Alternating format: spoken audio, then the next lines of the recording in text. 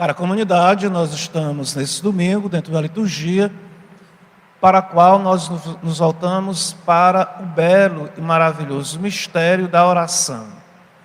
Na primeira leitura, no texto do Gênesis, nós encontramos uma oração que Abraão faz diante do Senhor, fazendo uma intercessão pelo povo de Sodoma, porque Deus revela para ele que vai destruir Sodoma por causa do pecado daquele povo. E o texto começa dizendo que Deus ia descer a Sodoma, ia ver de fato se aquelas coisas que estavam subindo de fato ao seu trono correspondiam à realidade. Quer dizer, as coisas que nós fazemos sobem até Deus, boas ou más. E Deus, num determinado momento, vai solicitar a nós, a nossa cidade, a nosso país, a nosso povo, a humanidade inteira, se de fato aquilo que sobe até o trono dele corresponde àquilo que de fato chega até ele. Então, as coisas que estavam acontecendo em Sodoma eram bem graves. E o que era Sodoma? E quem estava lá? Estava o sobrinho de Abraão com sua família. E como é que Ló foi parar lá, esse sobrinho de Abraão? Ló convivia com Abraão, era o seu sobrinho muito querido. Mas a tribo de Ló cresceu muito, e a tribo também de Abraão. E foi preciso eles se separarem para poder ter condições de sobreviver, uma questão de sobrevivência. E quando eles foram se separar, Abraão e Ló, Abraão demonstrou uma grande generosidade para com o seu sobrinho. Ele disse para o seu sobrinho que ele poderia escolher o local para onde ele desejava ir. E o que foi que Ló fez? Ló não foi nem um pouquinho, vamos dizer, tolo, foi muito esperto, e escolheu o melhor lugar, que era a região de Sodoma. E por que a região de Sodoma era o melhor local? Porque era um lugar farto, era um lugar de muita natureza, exuberante, de fartura de água. Para que coisa melhor para aquele povo que vivia naquela região marcada por desertos, de ter abundância de água. Então, Ló escolheu aquela região ali onde estava Sodoma. E Abraão, sem problema nenhum, concordou. Então, Ló foi viver, nós poderíamos dizer, na região mais rica ali daquele local, daquele tempo. E era de se esperar que nessa região mais rica, o povo fosse grato a Deus, o povo tivesse gratidão pela água, pela fartura, pelo verde, pela vegetação, pelos alimentos que tinham. Mas o que foi que acontecendo de uma forma muito misteriosa e estranha? Aquele povo de Sodoma foi se afastando de Deus e foram fazendo coisas desagradáveis a Deus. É interessante aqui que a gente não tem Jesus Cristo, não tem a revelação do Evangelho. Esse povo não se sabe se tinha algum conhecimento das Escrituras, era lá no começo, era bem no começo, nem Escritura ainda nesse tempo. Mas existe no coração do homem, da mulher, aquilo que é certo e que é errado. A igreja diz que a consciência é o sacrário onde Deus fala para a pessoa humana. Então não é porque as pessoas não tenham, não é? Às vezes uma revelação total, profunda, que as pessoas não tenham dentro de si, saber que aquilo que está fazendo é realmente bom, é realmente ruim, é mal, é bem. Então, essas pessoas lá de Sodoma se afastaram de Deus e fizeram coisas más e ruins, desagradáveis ao Senhor.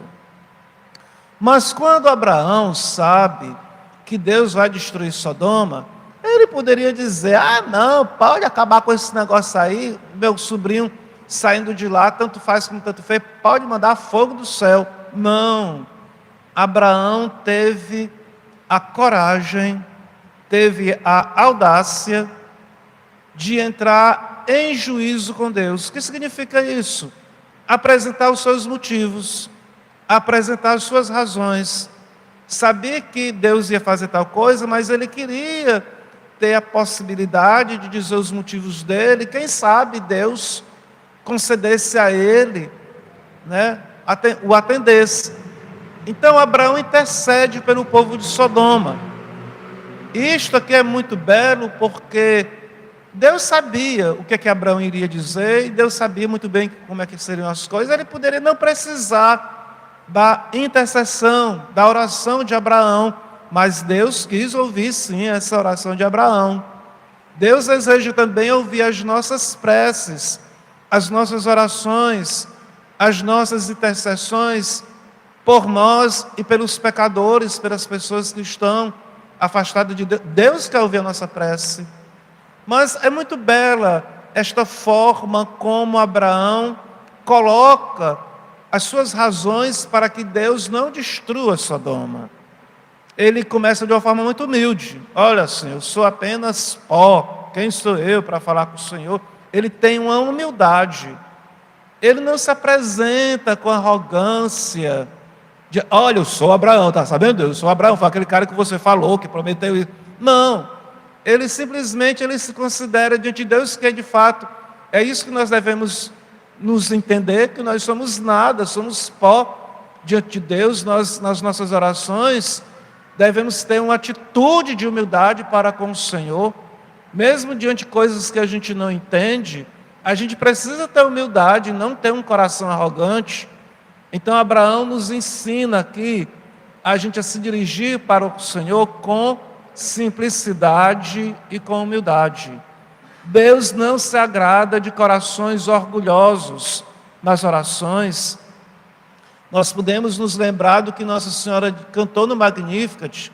O Senhor olhou para a humildade de sua serva. O Senhor se agrada da humildade dos seus servos, da humildade quando nós nos apresentamos diante de Deus. Então, Abraão se apresentou de uma forma humilde ao Senhor. E qual foi o motivo? Qual foi a razão que Abraão apresentou para o Senhor? Mas, Senhor, o Senhor vai destruir Sodoma?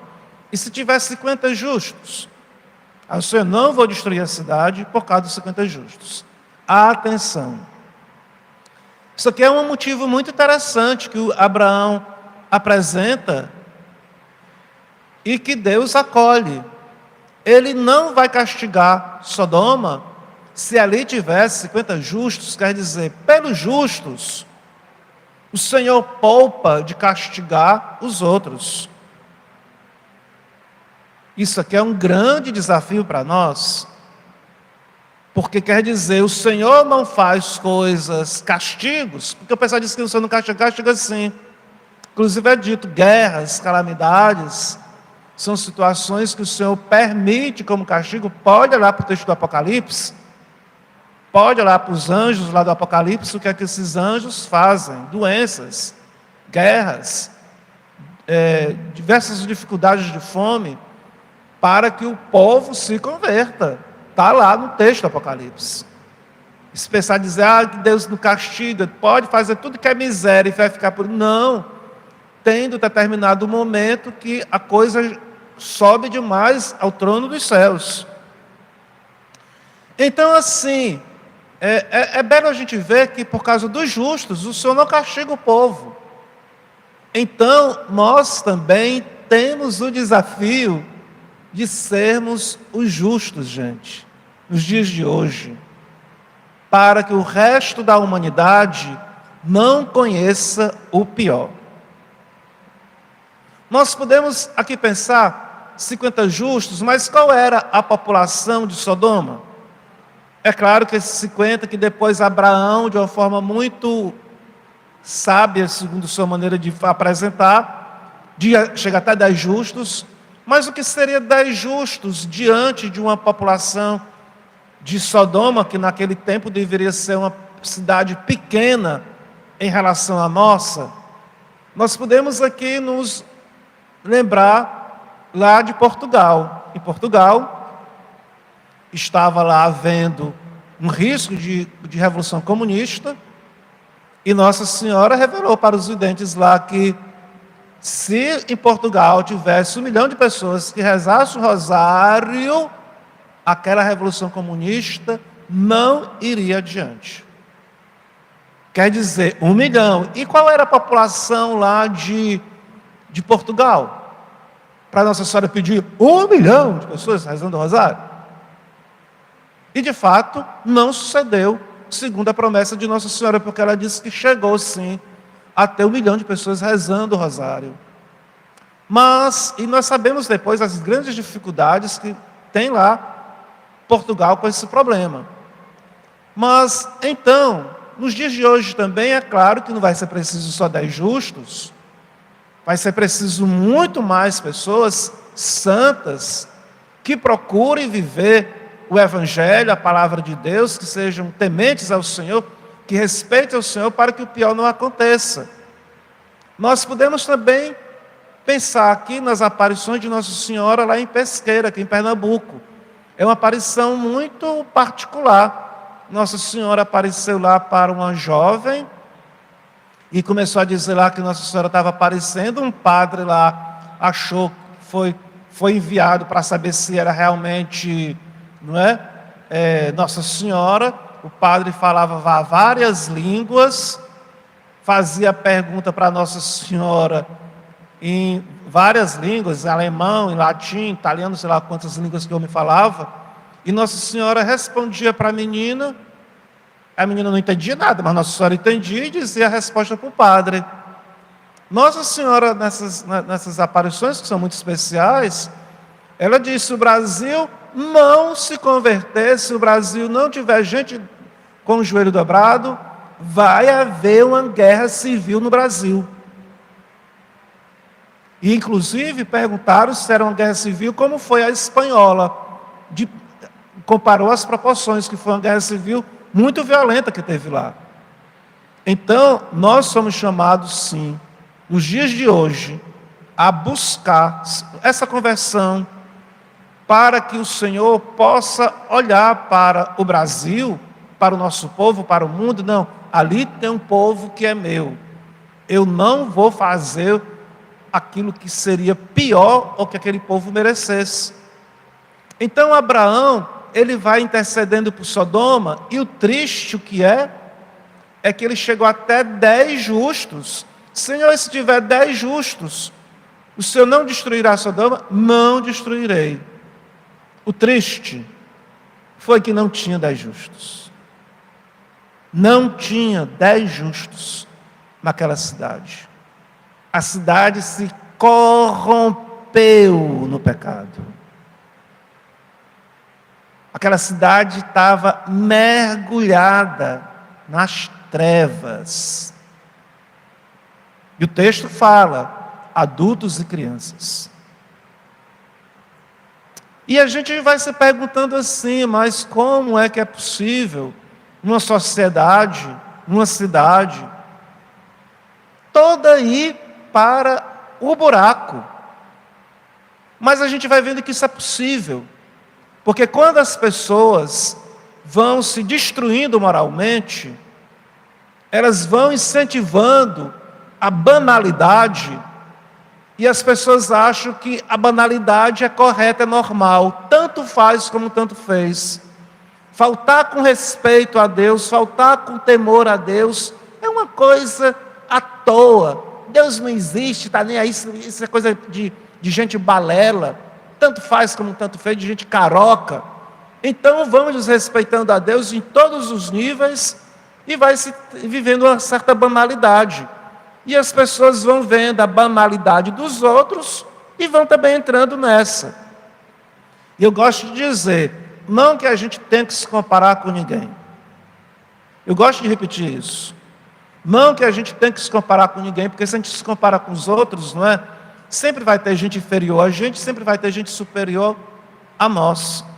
Mas, às vezes a gente tem um costume infeliz de ficar se comparando com as pessoas piores que tem no mundo, até no Brasil.